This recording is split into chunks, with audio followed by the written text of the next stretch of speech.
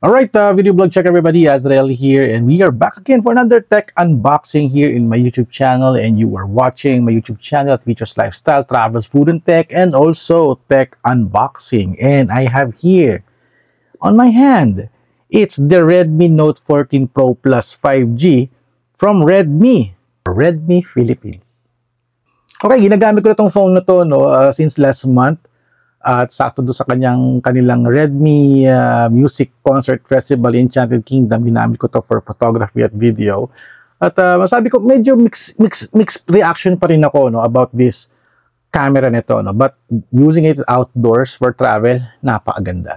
So before I unbox it, pakita ko sa inyo ang aking tech rundown specs nitong Redmi Note 14 Pro Plus 5G is discuss ko muna sa inyo yung specs nito. O nga, ba't sinasabi ko na yung mag-unbox naman din tayo, tsaka mag-tech specs naman din tayo. Alright, so discuss ko na sa inyo, pakita ko na sa inyo yung gaano kaganda tong Redmi Note 14 Pro Plus 5G. Alright, let's do this. Gawin na natin to ngayon. Alright, ito na yung tech specs ni Redmi Note 14 Pro Plus 5G from Redmi Philippines. Ang kanyang display is a 6.67 inches Crystal Res AMOLED 3D curved display. Napakaganda ng screen nito, grabe. Na merong video resolution na 2712 by 1220 at meron siyang 1.5K resolution sa kanyang screen. At meron siyang 120Hz refresh rate, 480Hz touch sampling rate, 3000 nits peak brightness, 12-bit of color depth, at 5 million is to 1 contrast ratio, at meron siyang DCI P3 wide color gamut. So yung mga specs ng kanyang screen, at very interesting kasi meron siyang Corning Gorilla Glass Victus 2 sa front at the back of the phone. Hoy, meron siyang Corning Gorilla Glass Victus for protection.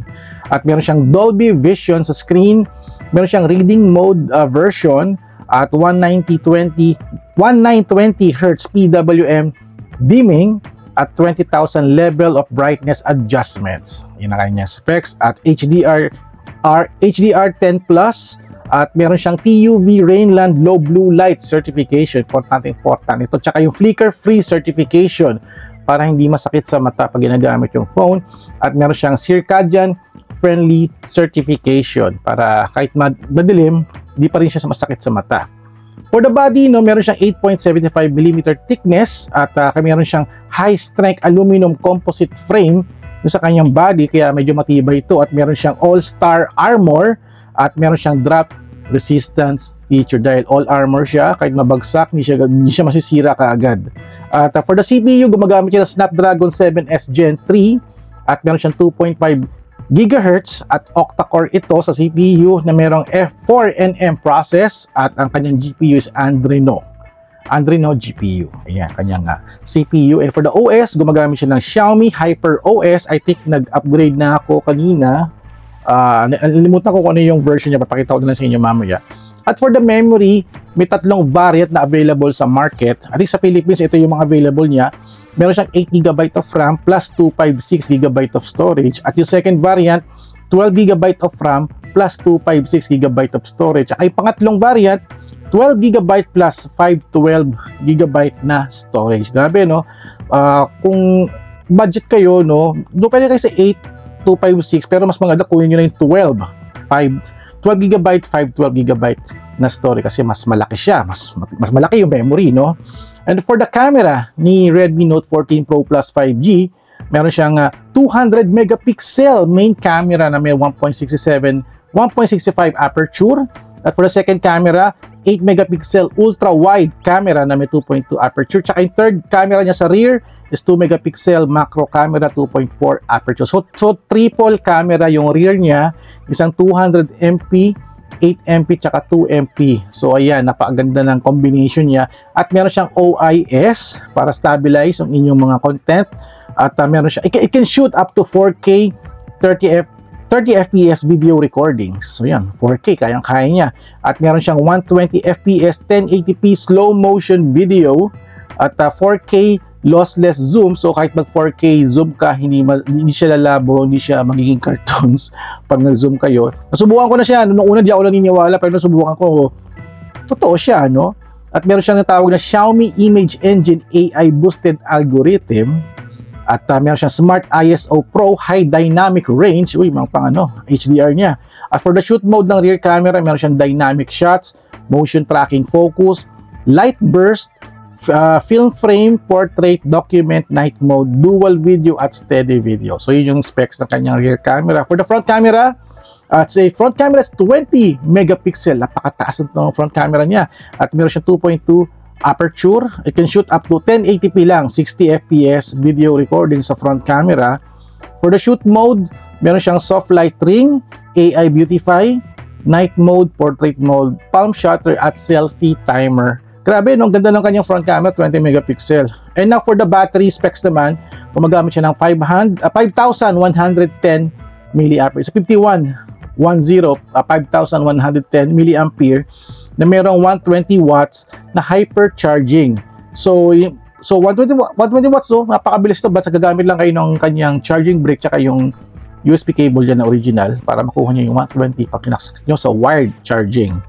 So the battery can do 19.5 hours of social media, 9 hours of video stream, 15 hours of navigation, at meron siyang tawag na Xiaomi Surge Battery Management. So maganda, no, kahit na full battery na siya, hindi siya mag-overcharge kasi meron siyang Surge Battery Management System. That's very, very safe, no? For the other specs, the Redmi Note 14 Pro Plus 5G. This is 5G ready phone, dual nano SIM, eSIM ready na rin din siya. At meron siyang IP rating na IP68, water and dust resistance. Uy, mataas yung kanyang IP rating na pwede siya mga 30 minutes of submersion in up to 1.5 meters of water. So, pwede ilublob, pero wag yun ang ilublob. Just for the accidental part, no? At meron siyang wet touch technology. Kahit mabasa yung screen, you can still operate the phone. Kaya kayo magpindot-pindot dyan. Walang delay, gagana pa rin siya. At meron siyang in-screen fingerprint sensor. At meron siyang NFC. For sure, meron din siyang facial recognition din, no? At USB Type-C yung port niya. Meron siyang dual speakers, Dolby Atmos, AI face unlock, yun yung sabi ko kanina. At meron siya natawag ng liquid cool technology cooling system. Siguro kung heavy gamer ka, no, malaking tulong tong liquid cool technology para i-cool down yung phone pagka medyo heavy use na siya. At may mga AI feature din so si Redmi Note 14 Pro Plus 5G. Meron siyang circle to search with Google Gemini, at meron siyang AI interpreter, AI notes, AI recording, AI subtitles, AI film, at AI image editing. Ayan, susubukan natin yan in the future, no? At for the colors ni Redmi Note 14 Pro Plus 5G, meron siyang forest blue, midnight black, lavender purple, at sand gold special edition ni Xiaomi 15th anniversary. So I got the sand gold edition. It's for the 15th anniversary ni Xiaomi. So bagong-bago siya. Kulay blue yung nakalagay dito, pero nakalagay dito sand gold siya. So for the SRP ni Redmi Note 14 Pro Plus 5G, kunin nyo yung sand gold, na napakaganda ng sand gold. Papakita ko sa inyo mamaya. For the SRP, 8GB of RAM and 256GB of storage. Nasa 20,999. At for the 12GB RAM, 256GB of storage. Nasa 22,999.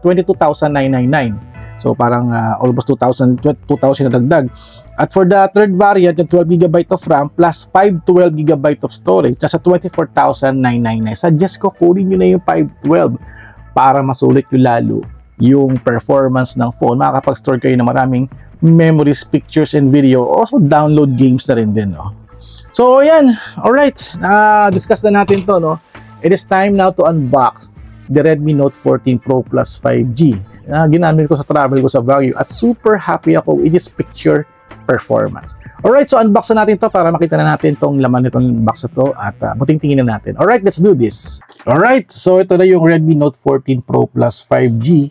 So I got here the 12GB of RAM, 512GB of storage, tsaka Sand Gold Edition. 15th anniversary ni Xiaomi. So happy anniversary sa inyo. So open na natin to.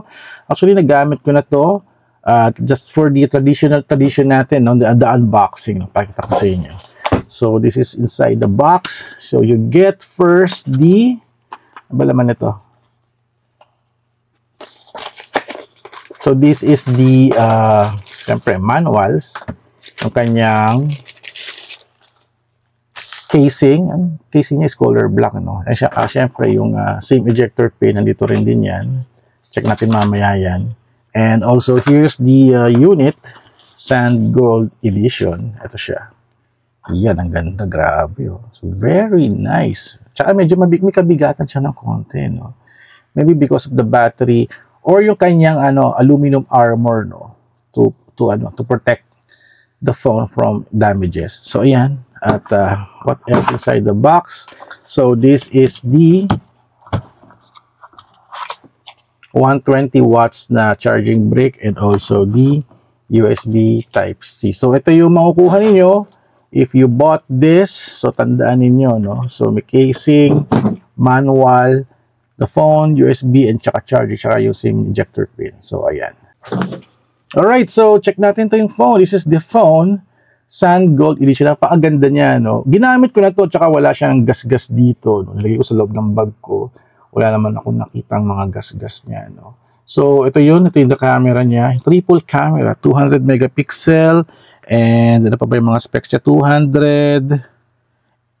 8 megapixel tsaka 2 megapixel. Tsaka yung front camera niya, it's 20 megapixel. So sa taas, microphone speaker. And sa left side, it's very clean.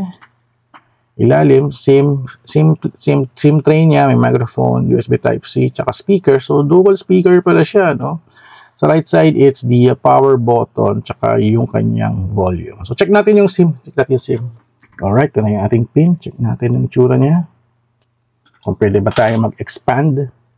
Boom! Ay, okay. So, dual SIM lang talaga siya. There's no room for micro SD card. So, pwede naman siya mag-USB OTG naman.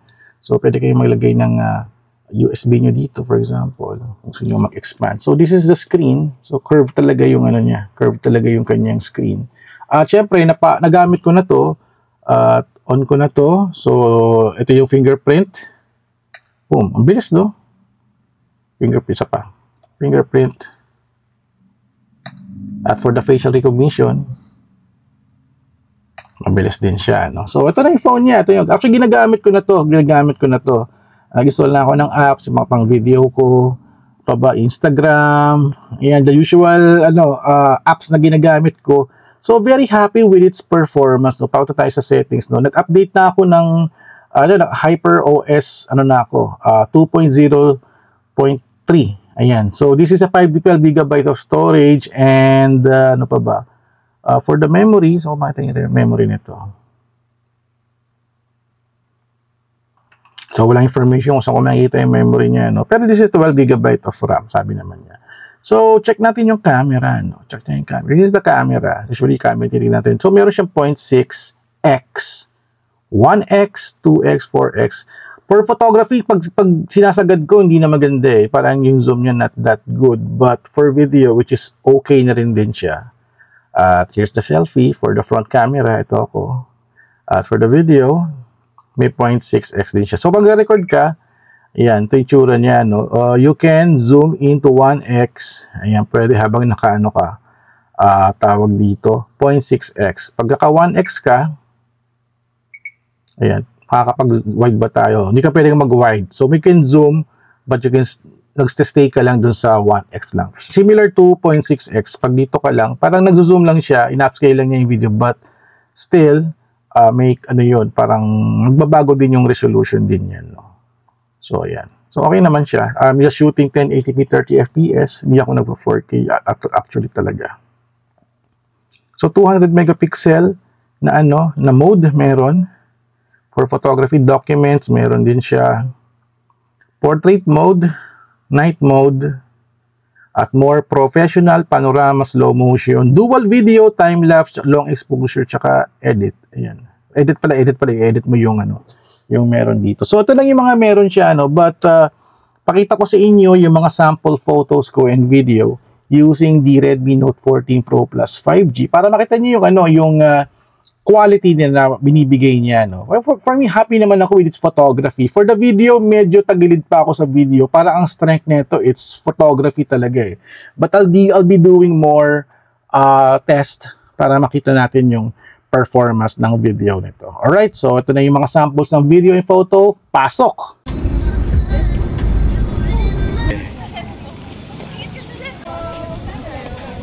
Alright, logging in for the Xiaomi All-Star Summer Concert. Ito na lang po para ano. Use our ticket. Ito na lang po sa Elders tent. Oh, may libreng ano. Alright, oh my god. Ang tagal ko lang din nakakapunta ng Enchanted Kingdom.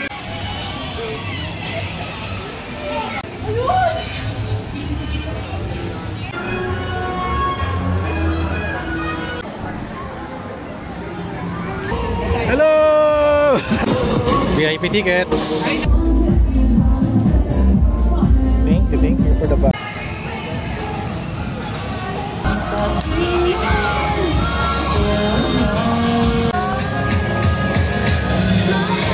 Oh, wala nang laman eh.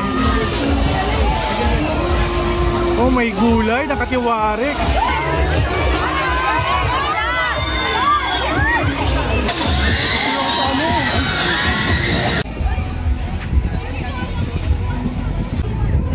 So this is the VIP area. We're walking to sa go-kart court. We also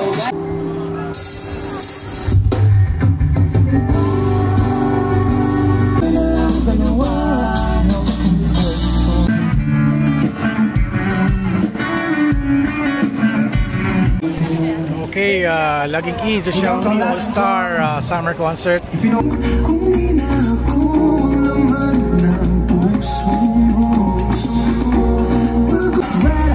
Red hearts, that's what I'm on. Come give me something I can feel.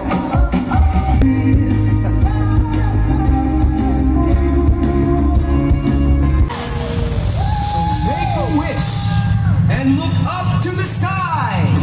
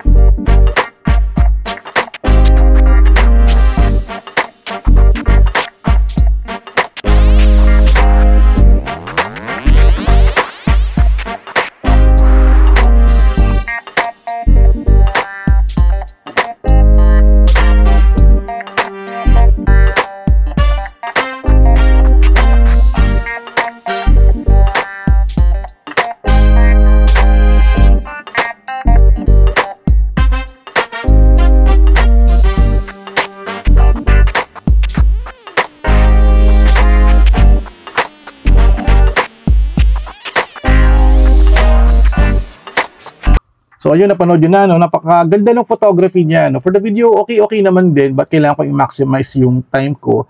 I need to shoot daytime, tsaka may ilaw, kasi nag-shoot ako sa gabi minsan, so hindi ako ganun kasatisfy pa. But I'll do more tests with this phone. Gagawa ko ng ibang video na may video test mode tayo. And also gaming rin din. So photography, happy ako. Si aking Pikachu at Charmander sa Baguio, it's very happy with its output, no?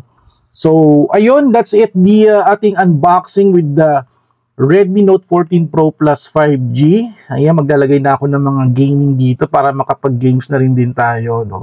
At I'm happy, maganda yung screen niya, very responsive. Medyo may konting kabigatan because of its armor shell. Talagang it protects the phone. Tsaka meron siyang Corning Gorilla Victus glass protection dito sa phone na ito, no? So, according sa specs na nabasa ko, yun ang sinabi nila. So yun, I'll be ending now my video. So thank you guys for watching. Thank you Redmi Philippines at happy 15th anniversary kay Xiaomi. At for this Sun Gold edition, napakaganda ng gold edition niya, no? Nung una kala ko magagasgas to pero hindi, wala, oh. Nagkalat to sa loob ng bag ko pero hindi nagasgas. Well, kung sa screen, konting kasi screen protector lang naman to, pero pagka inon mo naman, it's still fine and okay. Alright, so thank you guys for watching. So don't forget to subscribe, like, and comment. And I'll see you guys at the next video vlog adventure. Alright, Redmi Note 14 Pro Plus 5G Sun Gold Edition Xiaomi 15th anniversary. Alright.